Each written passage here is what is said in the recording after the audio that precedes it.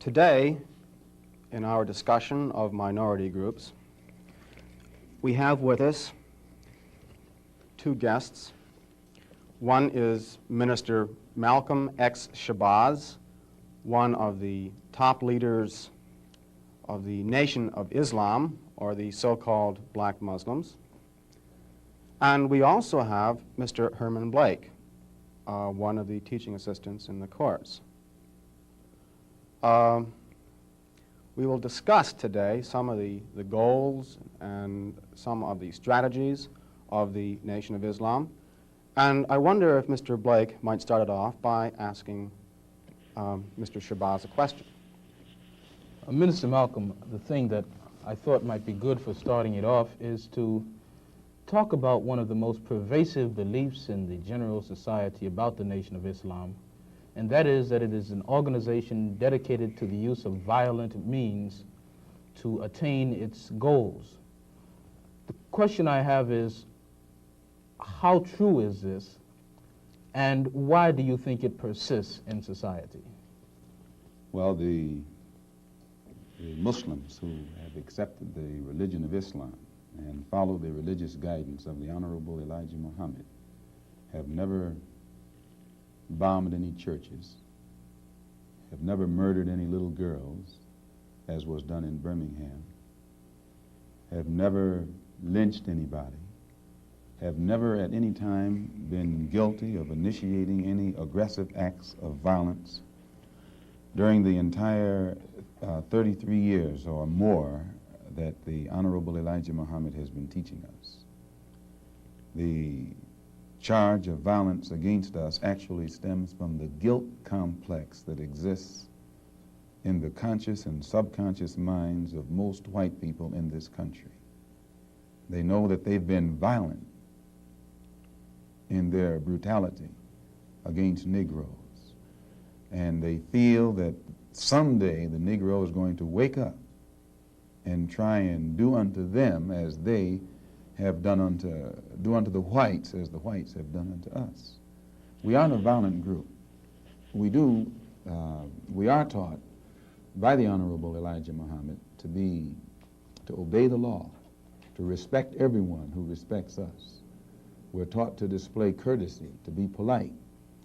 But we're also taught that at any time anyone in any way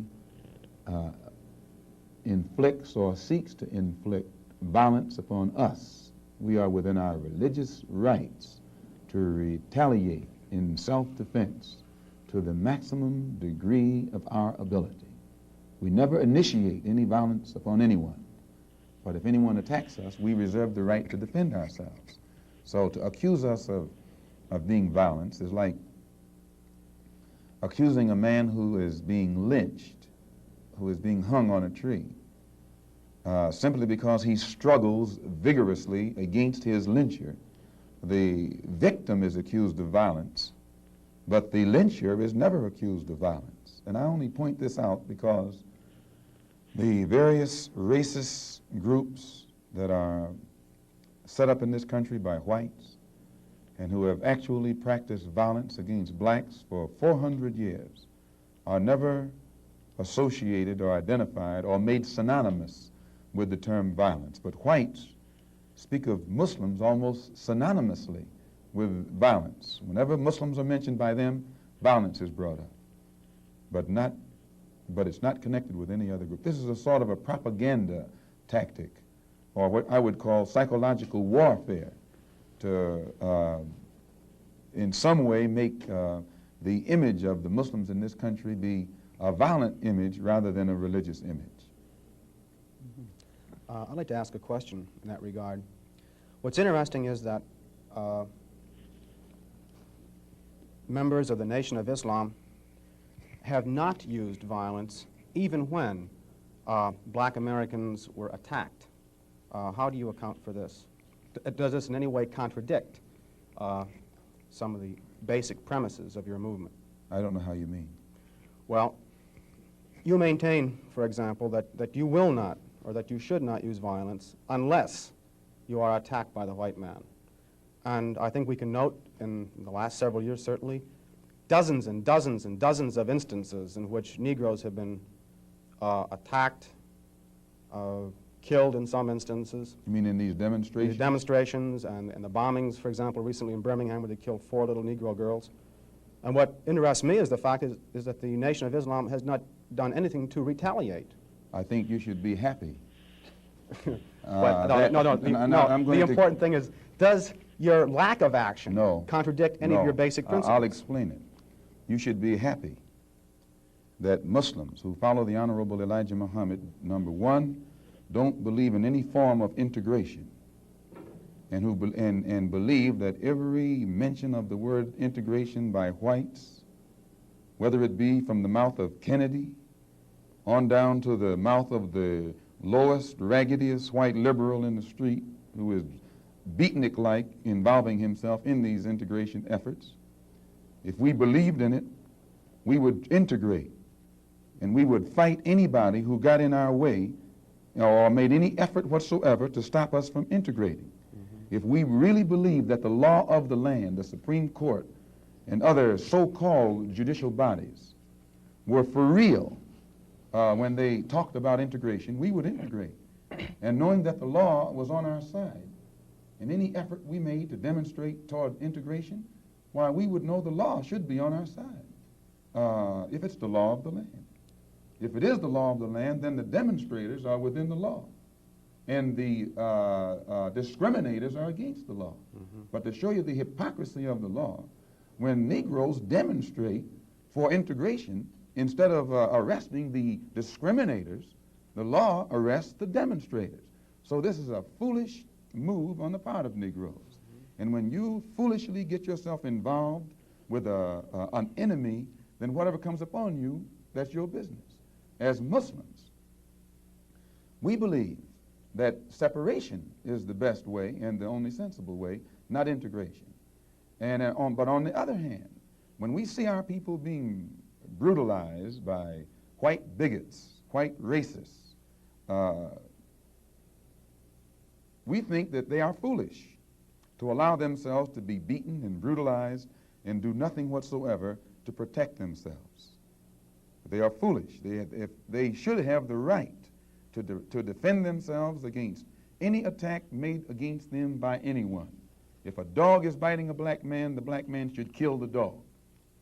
Whether the dog is a police dog, a hound dog, or any kind of dog. If a dog is sick on a black man, when that black man is doing nothing but trying to take advantage of what the government says is supposed to be his, then that black man should kill that dog or any two-legged dog who sicks the dog on it. Should other black men help that particular person who was attacked? I think you'll find, sir, that there will come a time when black people wake up and become intellectually independent enough to think for themselves, as other humans are intellectually independent enough to think for themselves. Then the black man will think like a black man, and he will feel for other black people. And this new thinking and feeling will cause black people to stick together. And then at that point, you'll have a situation where when you attack one black man, you are attacking all black men. And this type of black thinking will cause all black people to stick together.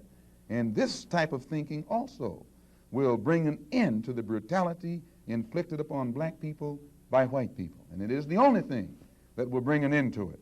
No federal court, state court, or city court will bring an end to it. It's something that the black man has to bring an end to himself. Minister Malcolm, let me, on the basis of your two remarks, ask a double-pronged question. One, is it then your assertion that the laws with respect to how Negroes are supposed to have equal opportunity and equal rights in this country are not meaningful or believed by whites? And secondly, what is your opinion and attitude toward the civil rights movement in general, and particularly the Reverend Martin Luther King and his philosophy of nonviolent direct action? If the white people really passed meaningful laws it would not be necessary to pass any more laws. There are already enough laws on the law books to protect an American citizen. You only need additional laws when you're dealing with someone who is not regarded as an American citizen. But whites are so hypocritical. They don't want to admit that this black man is not a citizen. So they classify him as a second-class citizen to get around making him a real citizen. If he was a real citizen, you'd need no more laws. You'd need no civil rights legislation. Civil rights, when you have civil rights, you have citizenship. It's automatic. White people don't need laws to protect their citizenship because they're citizens. But they don't want to tell us we're not citizens. And at the same time, they don't want to pass laws that are meaningful enough to protect us as if we were citizens. And the Supreme Court desegregation decision is the best example I know. That's a law from the Supreme Court. 10 years have gone by. No desegregated schools. It hasn't been implemented beyond, I think, 9% in 10 years. So this just shows you the hypocrisy of the American white man. They talk out of both sides of their mouth. And for this reason, we who are Muslims, that is, who believe in the religion of Islam, who believe in God, we don't believe that black people will ever get any problem with laws being passed or new persons being put in office, white liberals being put in office. There is nothing that the white man will ever do to bring about true, sincere citizenship or civil rights recognition for black people in this country. Nothing will they ever do. They will always talk it, but they won't practice it. And with the Supreme Court, if the NAACP can tell me that they want a desegregation decision for me 10 years ago, but yet the schools haven't been desegregated, as I say, this is a victory with no victory. It's a victory that you can talk about, but it's a victory you can't show me. So if you represent the NAACP and you are telling me about this great victory you won for me, when I look at you, I have to conclude that either you have been duped yourself or else you are trying to dupe me. And in most instances where the civil rights struggle is involved, there is no civil rights leader can point to me one concrete gain, practical gain, that black people have made in the civil rights field in this country, not only during the past 10 years, but during the past 100 years.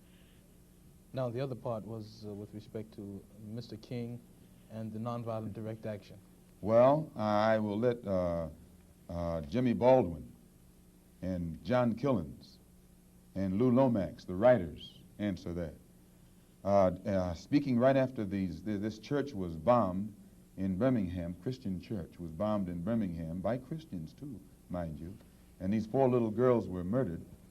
John Killens and James Baldwin and Lomax and the Negro writers and actors had a meeting at the town hall in New York, and Killen pointed out concerning these murders of these little girls, said the killings had raised doubts about the intelligence of the nonviolence in the civil rights struggle. He went on to declare that he could no longer be asked to love those who persecuted and killed Negroes.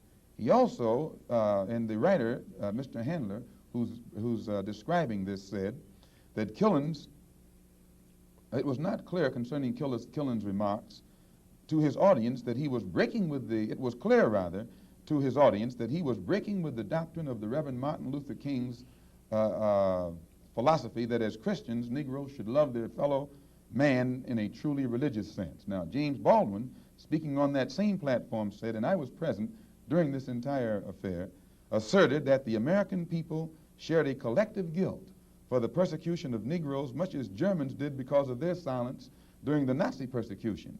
He denounced President Kennedy for what he termed Kennedy's lack of passion in the civil rights struggle. Mr. Baldwin said that there could no longer be a Republican Party for the Negro people as long as it listed a Barry Goldwater, nor a Democratic Party for the Negro people with a Senator Eastland on its roster. He asserted that the federal government acted swiftly and energetically, that unless the federal government acted swiftly and energetically, future slaughter would make Birmingham look like a dress rehearsal. And now, what do I think about King's attitude? King's right-hand man, Wyatt Walker, at King's Convention, according to the New York Times on September the 26th, said, quote, "We have been duped," meaning these persons involved in the civil rights struggle, of which King is the symbolic leader. His right-hand man says, and I quote, "We have been duped, or have duped ourselves, into believing that the chains have been broken, when in truth we have only been chained more securely. Half freedom has in many instances been worse than no freedom at all." Why, don't ask me what I think about their struggle. I can tell you what they think about their struggle. And they are pointing out that it is becoming more difficult every day for the civil rights leaders to keep the masses of black people nonviolent and long-suffering and patient and keep them from becoming disenchanted. I hope that answers your question. Well, now there's a new party which has started on the East Coast called the Freedom Now Party, an all-black organization. Would you comment upon this and also upon the possibility that the Nation of Islam might begin to turn some of its attention to the political arena in view of the fact that it is in the political arena that Negroes have not been able to in any way get justice, as has been pointed out in your previous statement? I'm not familiar with the Freedom Now Party. I'm not too familiar with politics, period, only that in the sense that white politicians have usually been very hypocritical where the so-called Negroes are concerned. So I'm a bit disenchanted with politicians and politics. The Honorable Elijah Muhammad is a religious man, and his teaching is religious, and his solutions are religious. The Freedom Now Party, from what I understand, is headed by a lawyer named Conrad Lynn. I know him. He probably means well. Before passing an opinion on what it is he's trying to do, I would like to analyze it and see who's subsidizing him, see who his friends are, especially who his white friends are. And after a careful analysis, if I could conclude that there was no white support, I would be inclined to have confidence in it.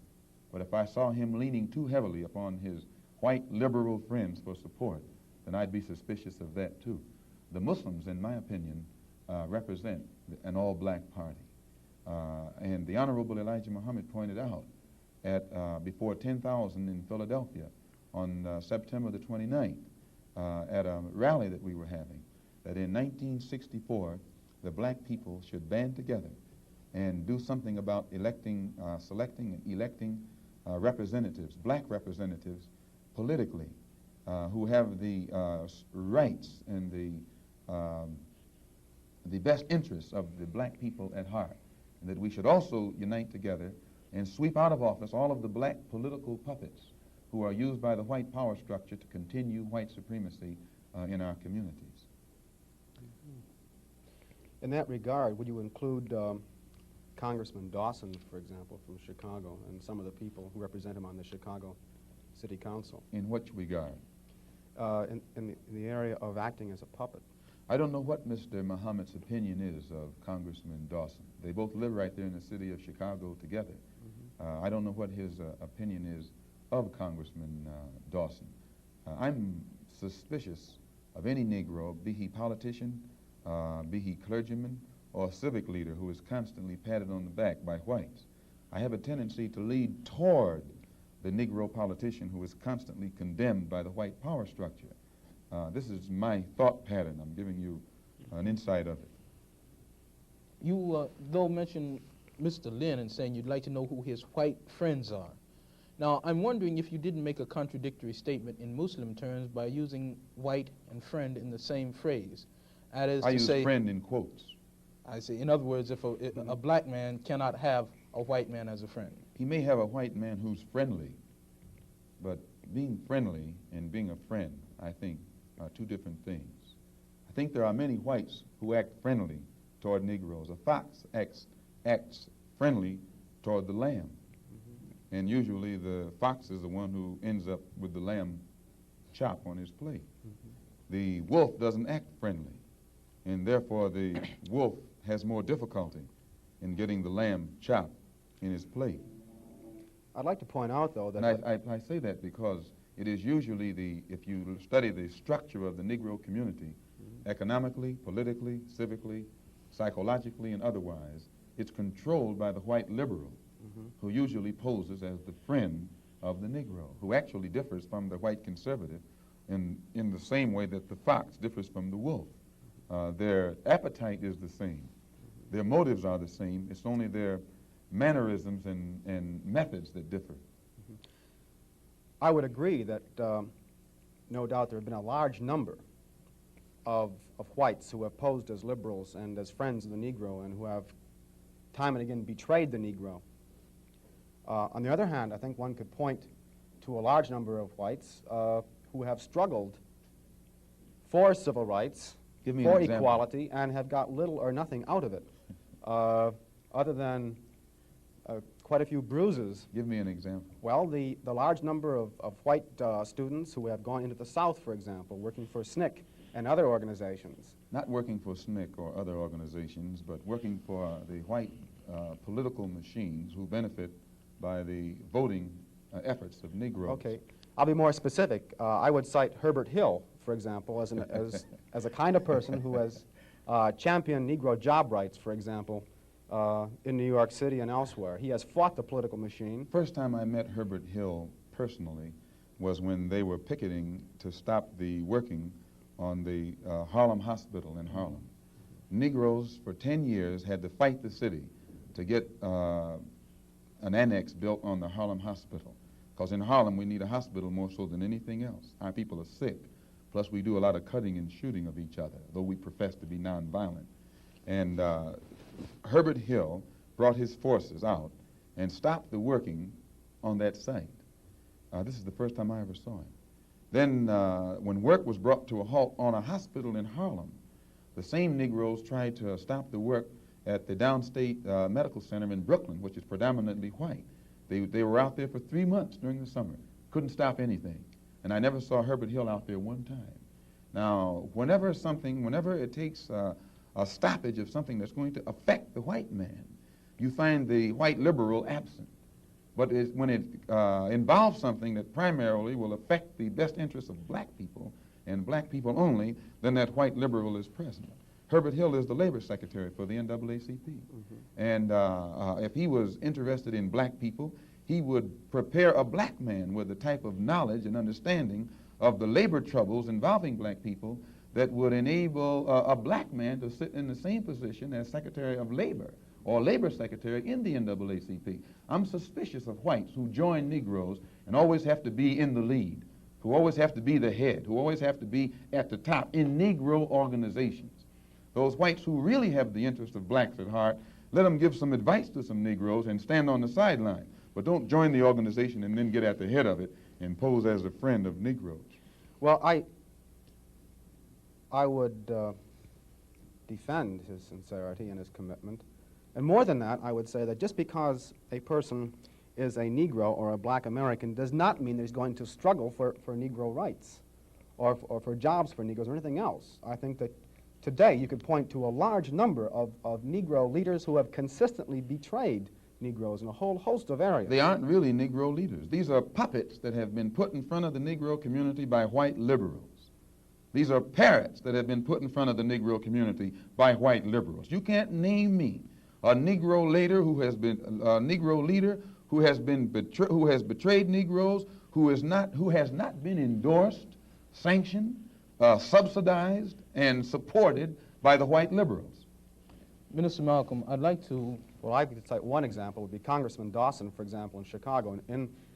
In Chicago, a large number of liberals located in the Hyde Park district have consistently fought Dawson and his betrayals of the Negro, and they've also fought some of the people who represent Dawson on the Chicago City Council. The only Negro I know who is constantly fought, only Negro politician that I know who is constantly fought by white liberals is Adam Clayton Powell.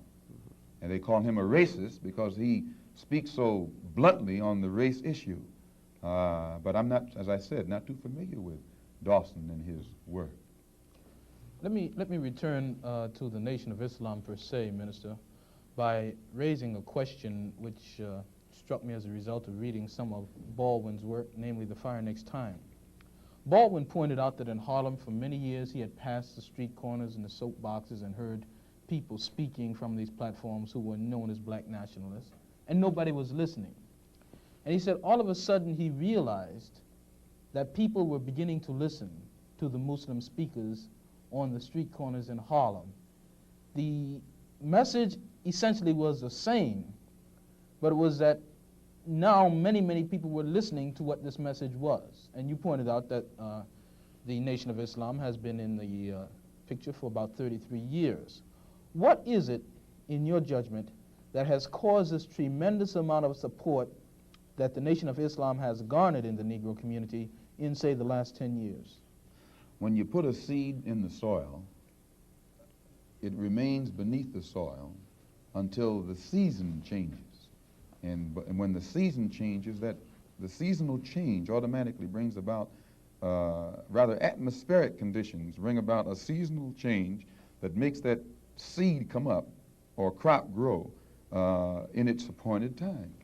And all over this world today, God himself has brought about political changes, a political atmosphere, sociological, social atmosphere, economic atmosphere.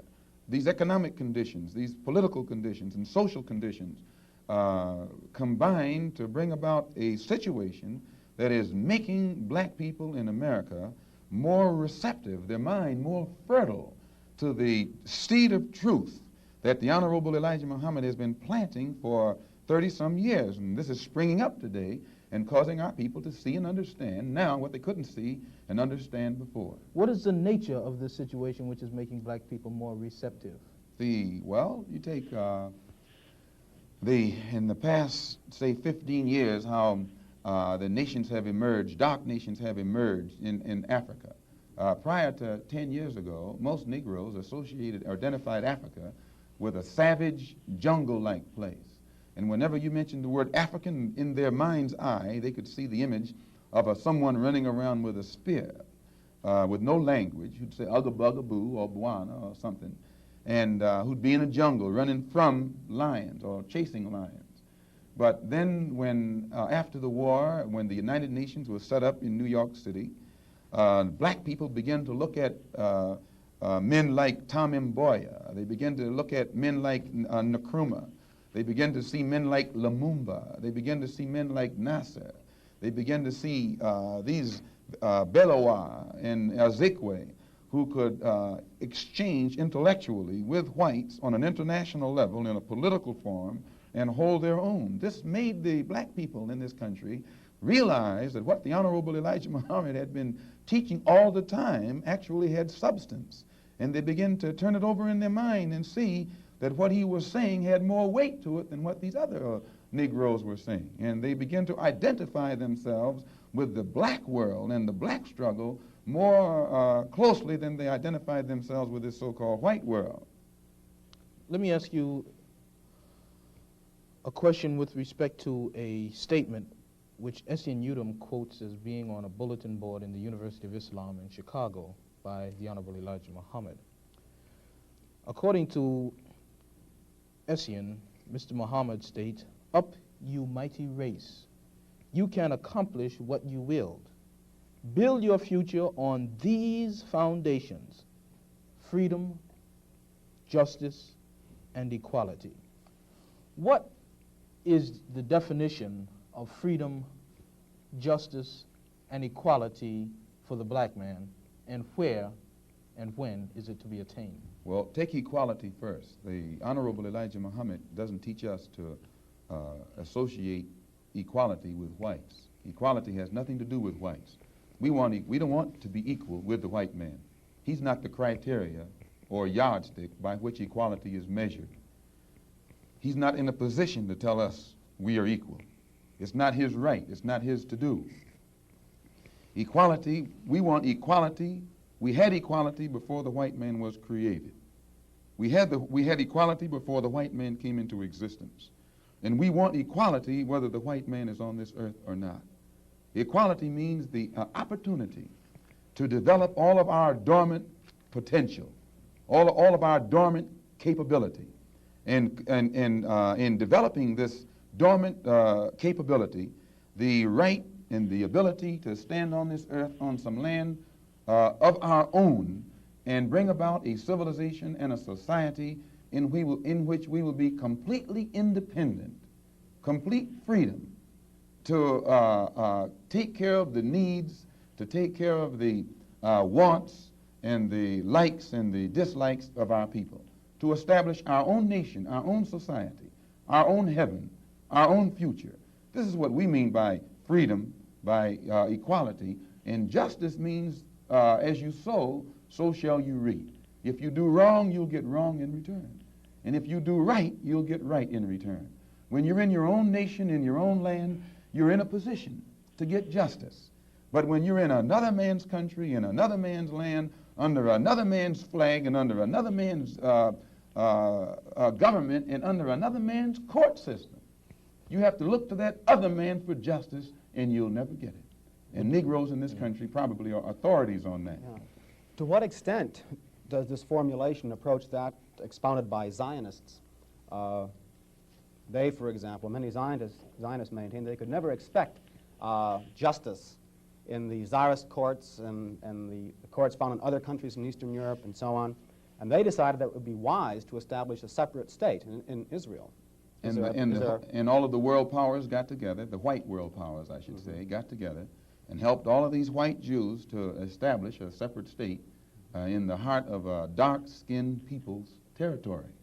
And if white people can get together and let other whites, help other whites to establish an independent nation right in the midst of dark-skinned people, and then we don't see where white people should be so much against the Honorable Elijah Muhammad's solution, not of setting up an independent dark nation in white people's property, but he's asking the opportunity to set up an independent nation on our own continent. Let us leave America and go back home among our own people on our own land and set up our own independent society. But all he says is that this government, which made us slaves, should supply the transportation for us to get back home and give us all of the machinery and the tools necessary for us to till the soil and establish our own agricultural system to feed and clothe our people, our own economy, and in some way become an independent people among our own people on our own continent. This is intelligent. And Zionists should never criticize us. You say then that the United States is not the black man's country. Definitely American not. laws No, are no. not black man's laws. No.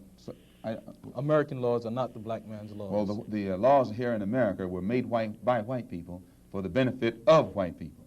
The Constitution was written by whites for the benefit of whites. It was never written for the benefit of blacks. And when you read the Constitution, I think in Article 1, Section 2, or Section 1, Article 1, some one of the two, and it's in the Constitution, it says that it classifies black people as 3/5 of a man. 3/5 of a man, subhuman, less than a human being. It relegates us to the level of cattle, hogs, chickens, cows, a commodity that could be bought and sold at the will of the master. No, it was written by whites for the benefit of whites and to the detriment of blacks. And when a black man stands up talking about his constitutional rights, he's out of his mind. Now, Minister Malcolm, in our textbook, which the students have read, supposedly, there is a statement, which is a quotation from Essien and essentially that from Lincoln, to the effect that the Nation of Islam does not have a great deal of support in the Negro community in this country by and large. And a recent national poll of American Negroes found that leaders and rank and file, according to their statistics, supported the Reverend Martin Luther King somewhere over 90%, whereas the support and favorable rating that they gave Minister Muhammad was less than 20%, and somewhere around 45% of them gave an unfavorable rating to Mr. Muhammad. What would your response be in terms of Baldwin's statement that this is a growing thing and the kinds of evidence that we have that there isn't much to it? Well, that statement I just made concerning the Constitution is Article 1, Section 2 in the Constitution, where it classifies us as chattel. Baldwin did point out that Mr. Muhammad has the only grassroots support and is the only one whose whole following operates or functions on a mass vehicle. And I think Baldwin told Dr. Kenneth Clark that Martin Luther King is at the end of his rope. Now, concerning the poll taken by Newsweek magazine, I think you said that this was the leaders who said that, who went with King and against Mr. Muhammad around 90%. I just told you a little while ago, these leaders that they call leaders, this included Lena Horne, this included Dick Gregory, and this included comedians, comics, trumpet players, baseball players. Show me in the white community where a comedian is a white leader. Show me in the white community where a singer is a white leader, or a dancer or a trumpet player is a white leader. These aren't leaders. These are puppets and clowns that have been set up over the white community and over the black community by the white community and have been made celebrities and usually say exactly what they know that the white man wants to hear. And it is an honor, actually, that they endorsed Dr. Martin Luther King and were against the Honorable Elijah Muhammad. That's actually an honor. Now, when you say that they also, in this same Newsweek poll magazine, I think the pollster said that he went into the Negro community and asked about the Muslims. And many Negroes whom he asked said, well, I never heard of the Muslims. Who are they? You know, this is the rank and file we're talking about. Oh, yeah. Now, when they got down to the rank and file, this was the answers that they got. This is equivalent to the situation in Kenya during the Mau Mau uprising, when many frightened whites in Kenya, Africa, would go among the Africans and ask them, what about the Mau Mau? And the African would say, I never heard of them. And the same white man who would ask the African this question and very naively believe what the African said, when he went to bed that night, he would lose his head. And usually the one who took his head was the same African who told him that afternoon he had never heard of the Mau Mau. Except in the Newsweek poll, they used Negro interviewers. You'll find that oftentimes Negroes are as much on guard around Negro interviewers, who usually represent the bourgeois element of Negroes, as they are on guard around whites. Usually Negroes know that when this bourgeois Negro walks through the door, he is not doing something that he's initiated himself, but he's involved in something in which the white man is the absolute author of and has sent him to the Negro community for some information. And when they give that Negro some information, usually they give him the information that they want him to take back to the white man, because that's who he's going to take it back to. 4 more minutes. Our time is just about up, Minister Malcolm, and perhaps you could summarize and conclude by giving us, in your opinion or in the opinion of Mr. Elijah Muhammad, what would be the ideal solution to the racial problem in the United States today? Well, on Thursday, October the 3rd, the New York Tribune, in an editorial, pointed out in Boston, in an article called The Civil Rights Iceberg, they pointed out how Kennedy had realized that beneath the water, the civil rights whole problem was political suicide. Because in his own hometown, the head of the Board of Education, a woman named Mrs. Hicks, was running against the NAACP philosophy, and she swept aside all other opposition. The whole white community supported her in opposition to the NAACP's desire for integrated schools, integrated housing, and otherwise.